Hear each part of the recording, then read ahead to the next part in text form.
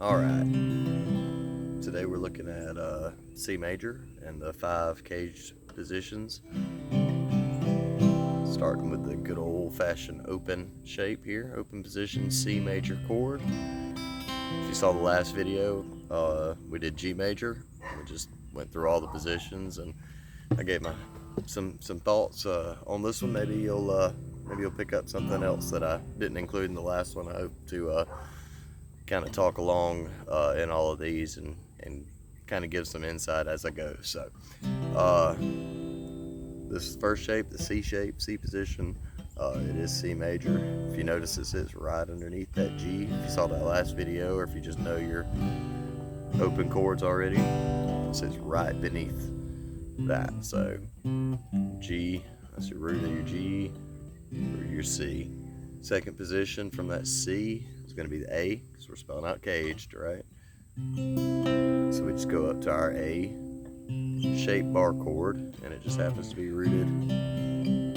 Well, it doesn't happen to be, I mean, it is rooted on the same C note as your open C. You just flip it right around there. So after A, we know is G. If you need a diagram, you can look them up. I didn't draw any out for it, but it's basically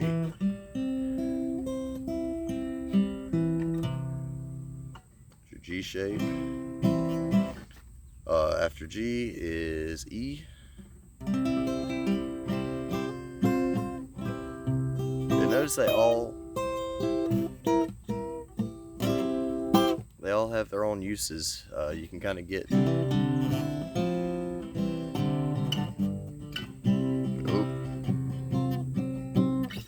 this one's a little harder to use in a chord shape. I said that in the last video, that G shape outside of that open G position can be difficult to use as a chord, for me anyway. A lot of times I use it as an outline to just find the notes, because I know these are all the notes of a C major chord. It's just in that G shape, right? So we got the G, got the E shape, and then the last one is D. So we're making our D major shape. It's basically the same as this D major here. We're just sliding it down, pretend we're all the way up here, right? On that 12th and 13th fret, with the root back there on the 10th fret on that D string. This is a C major chord. Notice it's just the bottom of that. And that's another interesting thing about all of these. Every one of these shapes, there are 3 notes that all of these chords are made of. It's the first, third, and the fifth. And that's another explanation for another day, but it's just 3 notes for any of these major chords. Same for your minor chords. And basically, those 3 notes are repeated with all these chords. So like the C shape, you've got a full C major chord on just your A, your D, and your G string. But then if you shift down to your D, G, and your B string, you still have a C major chord. The 1, 3, 5 are all represented there. Same thing for down here.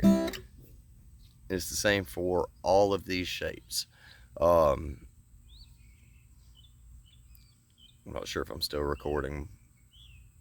It's doing something funny. Anyway, just close that out. All right, there we go. Anyway, I'm not sure if it stopped the recording there or not, but same thing for all these shapes. In all of these shapes, you've got the 3 notes that make up that major chord, just repeated however many times per shape, right?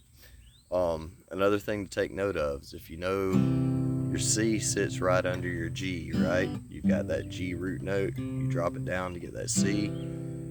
If you're working with that G shape, then that C is going to sit right below it. Same thing, always. That's your 1 and your 4. And we'll talk more about that. I've got another video about the Nashville number system already, but I do plan to do more in-depth explanations over time. So same thing here, you know, you got a G here where your C always sits right there below it. it's neat once you start putting all these patterns together and figuring out how they fit together. So what I encourage you to do is go through, if you hadn't watched the last video on the G shapes, go through, watch it, learn all your G shape, or all your not G shape, but your G major chords, starting with that open G shape. And then we're moving on to C today, and we're moving through all of them. All right, thanks, have a great day.